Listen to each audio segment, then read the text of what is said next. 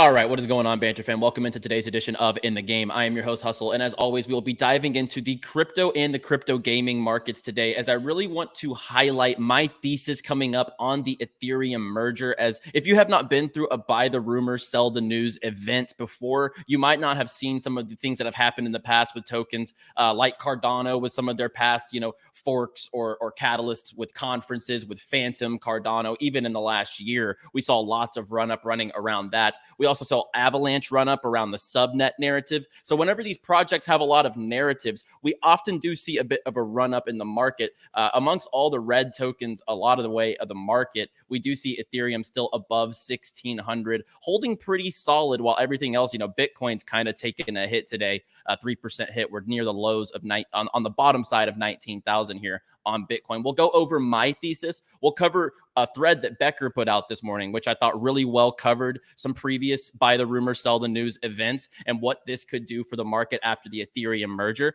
and some projects that I'm really looking to scoop up at discounts after the Ethereum merger, where I personally think we'll see the best prices. So without further ado, let's get in the game. T-minus 15 seconds. Guidance is internal. 12, 11, 10, 9. Ignition sequence start. 6, 5, 4, 3, 2, 1. If you ain't here to hustle, why is you here? But if you here to hustle, the moon is near. It's crypto Banter, not financial advice. If you don't listen, what's the cost, what's the price? This ain't a game, put you on game. I know you don't play, but ain't a percent. If you ain't here to hustle, why is you here? But if you here to hustle, the moon is near. It's crypto Banter, not financial advice. If you don't listen, what's the cost, what's the price? This ain't a game, put you on game. I know you don't play, but ain't a play. If you get lost, show you the way. All right, and let's dive right into it. Be sure to like the video if you enjoy the video or get value out of the show, as well as subscribe to the channel for videos and shows here every single day right on the Crypto Banter channel. Shout out to our sponsors, Animoca Brands, one of the biggest Web3 gaming companies in the world, Unix Gaming, one of the leading Web3 gaming infrastructures, as well as MEXC, the official exchange of the In the Game show. You can check out links below if you want to get involved or check out more information on any of our sponsors. So let's dive right in as we see this little savvy thing they've added to coin market cap here with the ETH merge countdown. 8 days until the ETH merge, and we've obviously seen quite a bit of price action over the last few months here on Ethereum, with the lows kind of mid-summer. I think it was like June 18th here, and we see about $900 Ethereum. And today we're sitting at $1,600 Ethereum. That is no small move for a token of the market cap of Ethereum. So with all of that baked in and all of this run up already accumulated, we're looking at an ETH merger around the corner, which, past hard forks on different chains and even on Ethereum, they've been hype events, but they haven't been quite as hype as Ethereum merger is, especially if something was to go wrong. Like, what if there was a flaw in the merger, or gas fees weren't optimized to the level that people think? Like, there's not always, everything doesn't play out perfectly in this space, right? Especially with news catalysts. And as Becker puts it here, I think it's really interesting because he simplifies it. If you haven't been through a buy the rumor, sell the news event, because even last calendar year, I believe leading up to September, there was a lot of information around the Cardano conference. It ended up dropping after the Cardano conference. Phantom, same thing, about like last October or November. It was really running up. They had the conference. After all the speculation was done, there's nothing else to look forward to. The narrative stops, as Becker once again describes very well in this thread. And it's so true. That's exactly what people in crypto want, is that narrative to look forward to and to be able to capitalize on. So if you are newish to crypto, he really puts it in an easy put way here, in my opinion. This literally never happens, as he says. Whenever crypto is always some update narrative that hypes up certain chains with expectations that it'll skyrocket after the fact. But that does not how it's not how it plays out in these type of markets. The savvy investors buy up the hype and then they sell the news. And then the new retail investors, they buy the news thinking it's going to be this huge catalyst. And that's what happens with a lot of these top chains over time. As he, like I said, mentions here, you can see Cardano, the one I'm really talking about here, last September, they had their conference right in this time. They announced a couple key things on their chain, granted, but at the same time, afterwards, what else was there to look forward to? Really nothing. And it was just kind of a downward spiral from there, even during the midst of the peak of the bull run, right? They missed out on the last 3 months here of the like fall 2021 bull market, where we saw most tokens going parabolic. They had ran out of narratives. So they really, plummeted. And I think we could see this with the ETH merge. And especially if there was a flaw, I could totally see the market taking a massive hit. And I've been saying all along that my thesis is the things that have been holding up this market is the ETH merger. Amidst the climate, with the economics between, USA, China, there's just a lot of things boiling in the economy that I just don't see the market being propped up by anything else than Ethereum. I think that if Ethereum, the merge wasn't a narrative over the last couple of months, we might have been in for a lot more pain than we have seen already. And with that merger baked in now, I think that pain will come in after the merger personally. Now, the one thing I will say is a lot of people are playing into this thesis, right? Buy the rumor, sell the news. It's not always good to see everyone thinking that, but at the same time, Ethereum has already doubled in this time span. And I could definitely see this playing out just like every other event in crypto, where, the new investors come in and buy the news and the savvy investors sell the news. So let's talk about a couple of projects that I'm really eyeing, especially if we get really good buying opportunities, guys. And I'm going to isolate some blockchains in this edition on the primary side. And we're going to obviously talk about Polygon. I think this is the #1 blockchain I have on my list to accumulate in gaming. The market cap is super healthy. You don't have a risk of this diluted market cap completely crushing the token, with everything going on underneath the hood for Polygon with their top tier Web 2 partners, Meta, Disney, on and on with their Web 2 partners. They just partnered up with Mercedes last week as well. They have the games coming to the chain, headlined, I would say, by Dr. Disrespect's game, which I really love the playtest on. So Polygon goes without saying, and I talk about Polygon quite a lot.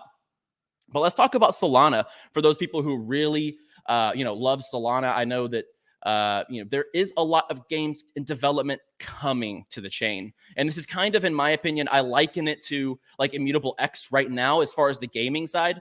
Every game that's really building on Solana is coming in the future that everyone's really looking forward to, right? And we can take a look, like the on-chain data isn't that impressive for games here, right? EV.io is a fantastic product that is live right now with play-to-earn elements, but it's not really on-chain. It's very easy to hop into. So you don't see too much like on-chain transactions per DApp radar. But if we go to play-to-earn.net and go to blockchain games, we obviously know they do have STEPN, which really headlined, I would say, like the spring of this last year. It really was a highlight right alongside a couple other play-to-earn games. We have Star Atlas coming to the protocol, Eternal Dragons, Meta Ops, another first-person shooter. So there definitely is like adoption coming to the chain. A lot of these games are, anticipated games. Decimated looks fantastic, and I'm really excited for when Decimated comes out. It looks like a Web3 version of Mass Effect almost, but like a more futuristic and more movement capabilities than Mass Effect provided.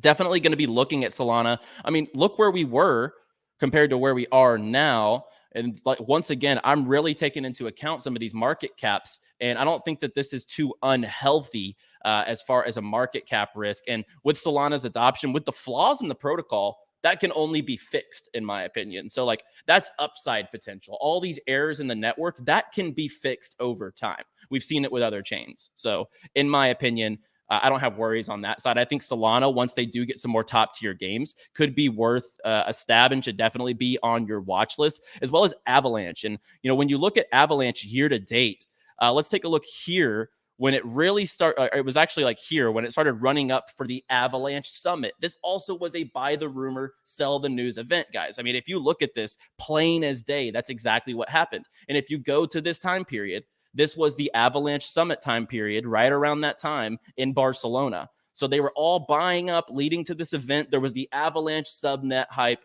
DeFi Kingdoms, Krabata. It provided a ton of adoption and eyes on Avalanche. But of course, after all of that steam exhausts, what happens? Everything runs out and the project does take a hit because it's a buy the rumor, sell the news event.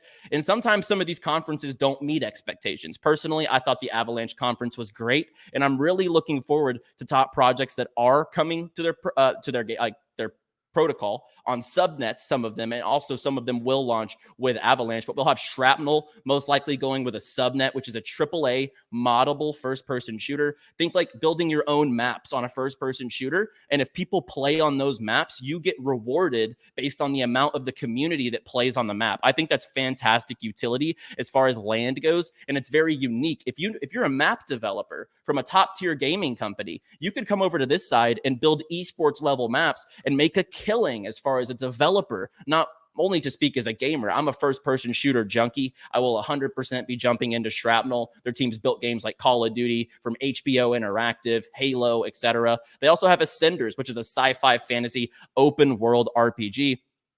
And if you just take a look at like the Ascenders gameplay, I think it looks fantastic. If we can get this to buffer here and load, it looks like it is. Yeah. So I think this game looks fantastic as well. They have a combat challenge, which you can also hop in and play, see what kind of score you can get. They offered this like on day one that they announced this game. It was honestly fantastic. Ascenders gave you a playable demo right away. The graphics look amazing. The combat mechanisms, like all the different animations behind the character and the attacks. Like he just jumped off the side of the wall. The movement mechanics are fantastic. And if you haven't done the combat challenge for this, I would definitely advise trying it out because it's definitely fun, as you see here when he attacks the waves of the monsters. And you're just trying to get the highest score to see if you can beat the combat challenge. So those are some highlights of the really quality games coming to Avalanche's platform. And on the back half, we're already seeing Gala, taking a dip here. We're seeing projects like Sandbox taking a hit. Their season 3 right now is live. You can hop in, check it out, try to compete and earn some sand rewards inside of the Sandbox, as well as some of their experience. I know they have like some Snoop Dogg experience, a Walking Dead experience as well that is live. And every single day, it feels like we have people adopting into the Sandbox. South Korean TV network, MBC, is bringing its Sangam HQ to the Sandbox. So it's not like the biggest corp or the biggest tech company or anything like that. But I talk about this all the time with Sandbox. They're not going anywhere because every single brand in the world, when they think of the metaverse, they go to the Sandbox first. That's just a fact, in my opinion. That everyone's looking at the Sandbox with their top tier partnerships, top to bottom. That's where the adoption is coming. And I really am looking at a discount if this plays out, my thesis plays out after the ETH merger. I think that Sandbox will be one of those tokens that will be at a very, very value range. If you are looking at the long term of the metaverse, like if this market cap right here keeps on dropping, there will be lots of value to be had on Sandbox. And then just to wrap it up, obviously, I'm super bullish on Ultra. Obviously, with their marketplace going live, I believe most of their drops have been selling out pretty quickly. They have a lot of drops this week, as you can see right here on the schedule from the 5th to the 9th. So you can check those out as well. And Vulcan Forge is really getting hit.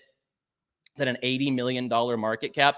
And this is one, like if we start getting into those 70, 60 million, if this touches $55 to $50 million market cap, I mean, I will definitely be accumulating a good portion on PYR because for me, like I've always mentioned, that it's all about valuations for me. And what I know that Vulcan Forge is building with their entire blockchain protocol, the node system, all the games coming to the platform, knowing the team, I always say bet on people, not promises, right? People can always say they're building this and that and false promises. But if you know the quality of the people behind the project, that speaks volumes. And every single project that I like to really dive into, I know the people behind them, right? Gala, Zynga, obviously the people behind Sandbox are fantastic. The team behind Ultra has worked together for 25 plus years. The co-CEOs have 25 years of gaming experience combined, right? So whenever I'm looking at these projects, I'm banking on teams and I'm banking on projects that I know will be here for the long haul, right? This is not the market to speculate on some random token that is not going to have some adoption. Bear market is when tokens die. There's also great tokens born in a bear market, right? So there are low caps to definitely keep your eye on. And that's why I always say to keep a watch list handy, right? I'm very bullish on WASDR. WASDR's a low cap gem, social platform for gaming. I think it's really got a lot of potential. As far as some individual games, I'm definitely still bullish on Mobland long-term, as well as some of these low cap games. Like if we really got in the depths of it and then we start trending back upwards, some of these projects in the 7 million, 10 million, like Altura, for example, this was a 40-cent token in the bull market. And now we're looking at 1 cents, about $11 million market cap. So always keep the quality low caps on your watch list. But right now, this is not the time to be speculating on those low caps. I would keep the quality targets in sight. And whenever they hit those levels that you're comfortable with, be sure to try to take advantage, DCA in smartly, because you never know. People always worry about this. You don't need to catch the exact bottom. You don't need to catch the exact top. Be comfortable with your positions. Get in at comfort zones that you feel good with on the valuations, on the price, on your thesis. How is the market played out according to your mindset, right? So always have a thesis. Try to back test it, see what happened, how you could adjust. And when you start seeing these patterns playing out, like we've seen with Ethereum since midsummer, I think that you can really use these to your advantage and try to see, will this be a buy the rumor, sell the news event based on everything leading up to it? My thesis is yes. I would take all the factors in the climate, the environment, the economics, as well as the ETH merger, and kind of put it all into a bundle and make your own thesis, see how it plays out. But always have your watch list ready to go, guys, because when red like this hits, and I don't think this red is over, you want to be able to stack up those quality projects. And I'll obviously be here the entire way to update you on my thesis as we see it play out, or as we see it not play out, right? So we will see what occurs with the ETH merger. Obviously, it's really good for crypto regardless, but we'll see the instant reaction to the markets once that plays out. If you enjoyed the show, if you got value out of this edition, be sure to like the video and subscribe to the channel for more in the game shows, as well as DeFi, fundamentals, charting, and more. I will be back tomorrow for Wednesday's show. As always, play well, my friends.